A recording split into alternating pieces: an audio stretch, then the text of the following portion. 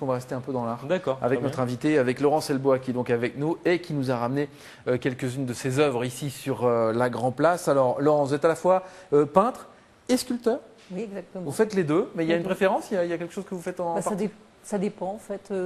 J'ai commencé comme sculpteur et j'ai arrêté par manque de place et je m'y suis remis cette année. On revient à ses premières amours. Voilà, exactement. Alors, expliquez-nous ce que vous faites. C'est extrêmement coloré et moi, j'adore. Je vous remercie beaucoup. En fait, elles sont à base de papier que je compresse avec mes petites mains. Ça, c'est du papier, en Oui. fait. Les œuvres qui sont là, c'est du papier mâché. Pas papier mâché. Non, c'est pas mâché. Ouais. Donc c'est compressé avec mes mains. En fait, je fais des boules de papier que j'assemble comme si j'assemblais de la terre, en fait. D'accord. C'est la technique du sculpteur, mais avec du papier. Tout simplement. Et en fait, c'est une belle façon de récupérer tous les papiers qui encombrent ma boîte aux lettres. Vous allez me dire que vous êtes développement durable, vous Exactement, aussi. exactement. Alors ça, ce sont les œuvres, les peintures. Et les peintures. Là aussi, il y a beaucoup de couleurs dans ce que vous faites. Oui, et en fait, je m'inspire de mon quotidien, de mes voyages, de la musique que j'écoute, des livres que je lis. Là, vous dites vous inspirez de votre quotidien. On a vu un tableau avec des voitures. Là, par exemple, c'est un bouchon que je vivais régulièrement l'été dernier en allant sur la côte. C'est extraordinaire. Je faisais l'aller-retour. Vous êtes dans un bouchon plutôt que de faire la gueule, vous allez faire un tableau. Je trouve ça vraiment génial, c'est formidable. D'habitude, on fuit les bouchons, là, on se retrouve avec un dans son salon. En fait. Oui, mais en fait, j'ai transcendé un petit peu ce moment désagréable en moment agréable, coloré, positif.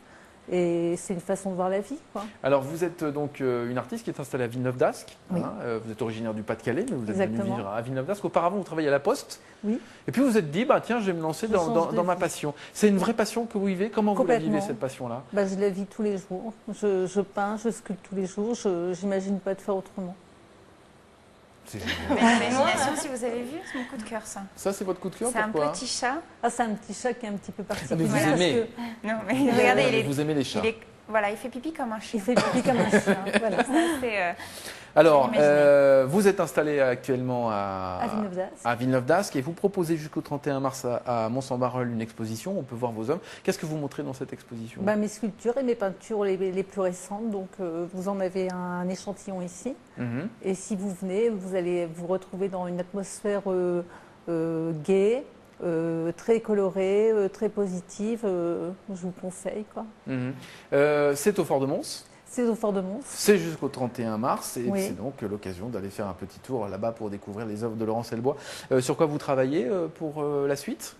Là, je continue sur les sculptures parce que j'ai en prévision une exposition collective à Belleuil, en Belgique.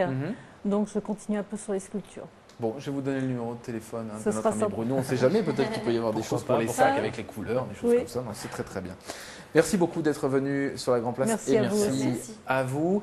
Notre séquille, peut-être, les amis, on peut regarder notre Fanny Lefebvre. Que fallait-il retenir, s'il vous plaît, dans l'information Et bien, aujourd'hui? dans l'actualité, on reparle de football et de la Coupe de France après la défaite de Boulogne contre un club amateur de Quevilly.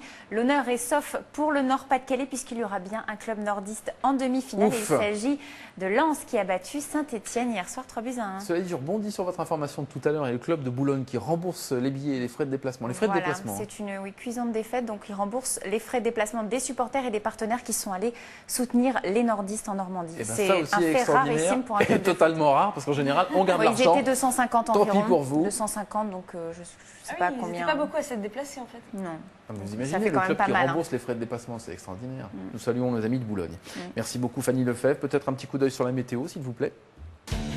Dans un court instant, si vous nous regardez en direct sur WEO, la TNT Nord-Pas-de-Calais, une soirée spéciale. Christian Carion, qui est donc le président du Festival du film de Valenciennes, qui démarre ce soir, absolument, avec WEO, la TNT Nord-Pas-de-Calais, carte blanche.